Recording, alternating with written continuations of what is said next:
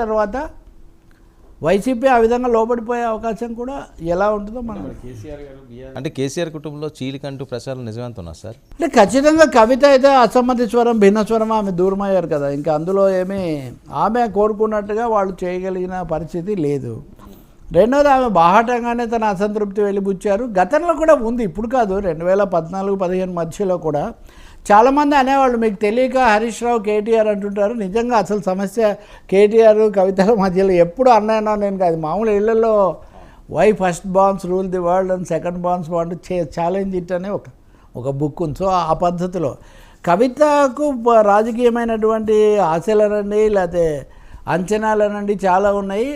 ఉన్న పరిస్థితుల్లో వాటిని సాటిస్ఫై చేయలేమని కేసీఆర్ యొక్క భావన. కూతుర్ని ఇష్టంగా ఉన్న ఇవన్నీ లిక్కర్ స్కామ్ అనేది వచ్చినప్పుడే ఆ కుటుంబానికి ఆమెకు మధ్యలో కావాల్సినంత గండి ఏర్పడింది. అయినా కానీ రాజకీయంగాను కుటుంబ పరంగా కూడా తీసుకొచ్చారు, కాపాడుకున్నారు. కానీ ఇప్పటికి వచ్చేసరికి ఆమె పూర్తిగా తన స్థానం వీటి కోసం అవి నిలబడుతున్నారు. ఇంకా రెండోది హరీష్ రావు కేటీఆర్, ఇది చాలాసార్లు మనం మాట్లాడాం. మొన్న వాళ్ళిద్దరూ హరీష్ రావు నేను ఇక్కడ ఉంటా అన్నాడు, కేటీఆర్ వాళ్ళ ఇంటికి వెళ్ళి మాట్లాడారు. 2-3 వెర్షన్స్ ఉన్నాయి దీని మీద. వెర్షన్స్ ఏం లేవు, తప్పకుండా వరంగల్ సభ అన్నది హరీష్ రావు కోరుకున్నట్టు మెదక్లో కాకుండా వరంగల్లో పెట్టడమే ఒక విధంగా ఆయన పట్ల కొంత అసంతృప్తి లేదా కొంత విముఖత కేసీఆర్ ప్రదర్శించారు. ఆ సభలో ఎలా మాట్లాడాలి, బీజేపీకి దగ్గరగా వెళ్తామని స్పష్టమైన సంకేతాలు ఇవ్వాలని కోరినా కానీ ఆయన దానికి సిద్ధం కాలేదు.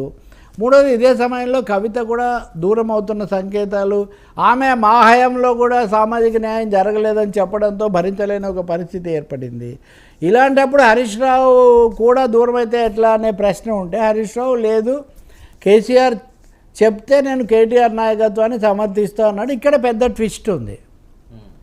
వర్మ చాలా మంచివాడు, వర్మ రావాలి అని చెప్పడం వేరు, పలానా శ్రీరాములు గారు చెప్తే నేను వర్మను స్వాగతిస్తానని చెప్పడం వేరు. కాబట్టి చాలా స్పష్టంగా హరీష్ రావు దాన్ని ఒక రైడర్తోనే చెప్తున్నాడు.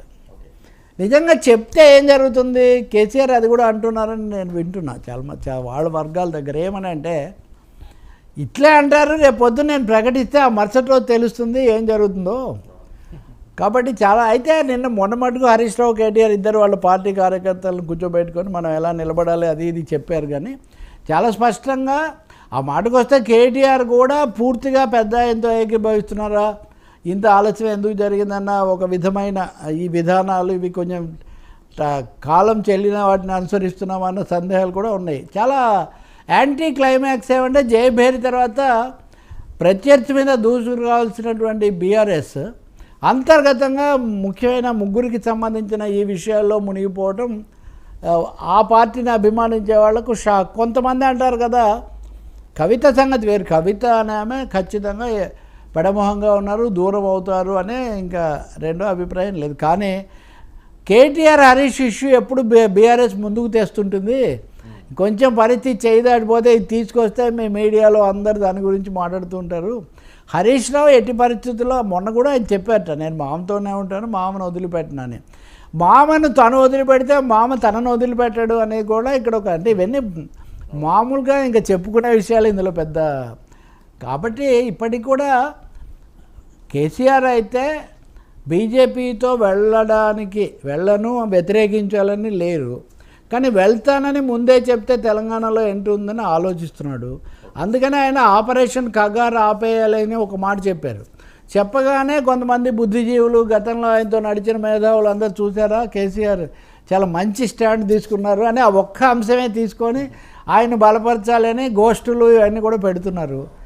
సో అల్టిమేట్గా బిగ్ బ్రదర్ ఈజ్ వాచింగ్ అని ఢిల్లీ నుంచి ఇందాక మనం మాట్లాడిన జగన్ విషయంలో మాట్లాడినట్టు ఇక్కడ కూడా బిగ్ బ్రదర్ వాచ్ చేస్తున్నాడు. తెలంగాణలో మనం చాలా విచిత్రాలు చూడబోతాం. నిన్న మీకు హైదరాబాద్లో చంద్రబాబు నాయుడు గారు ఒక మీడియా సంస్థ రజతోత్సవ వేడుకల్లో పాల్గొన్నారు. సరే, అక్కడ digital media, Hyderabad, cyber city లాంటివన్నీ మామూలుగా వచ్చాయి. వీటన్నిటి మధ్యలో ఆయన ముఖ్యమైన మాట అన్నారు. 60 నుంచి 80 ఏళ్ల మధ్యలో మనుషులు చాలా హయ్యెస్ట్ ప్రొడక్టివిటీతో ఉంటారు, ఉత్పాదకతతో. రిటైర్మెంట్ అన్న మాట రాకూడదు, రిటైర్మెంట్ అన్న మాట వస్తే మనుషులు చాలా నిస్తేజంగా తయారవుతారు. కాబట్టి నేను ఎప్పుడూ అలాంటి దాన్ని కాకుండా ఈ 60-80 మధ్యలో ఉన్న వాళ్ళల్లో ఉన్న ప్రోడక్ట్ ఎవరికైనా నేను సహకరిస్తుంటాను. అంటే ఒక విధంగా చెప్పాలంటే ఇప్పుడు ఆయన 75వ జన్మదినం మొన్న మనం మాట్లాడాం కదా, 75వ జన్మదినం అయిపోయింది.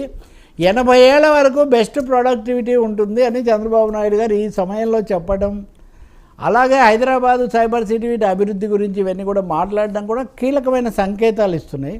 ఒకటి ఏపీలో కూడా మీడియాను విస్తరించడానికి చంద్రబాబు తన అనుకూలమైన కొందరితో చర్యలు తీసుకుంటారనేది ఒకటి. రెండవది ఇప్పుడు 75 అంటే ఇంకో 5 ఏళ్ల పాటు అయితే నేను స్థిరంగా ఉంటాను, బెస్ట్ ప్రొడక్టివ్ రిజల్ట్స్ ఇస్తాను అనే ఒక సంకేతం కూడా ఆయన ఇస్తున్నారు. మళ్ళీ ఇందాక అనుకున్నట్టు ఇవన్నీ ఆన్ టు కడప. సార్ మరొక అంశం ఏంటి, బెజవాడలో సబ్ జైల్లో వీఐపీలతోటి కిటకిటలు ఆడిపోతున్నది. ఇది బాగా ట్రోల్ అవుతున్న అంశం. ధనంజయ రెడ్డి అవనియండి, కృష్ణమోహన్ రెడ్డి అవనియండి, బాలాజీ గోవింద్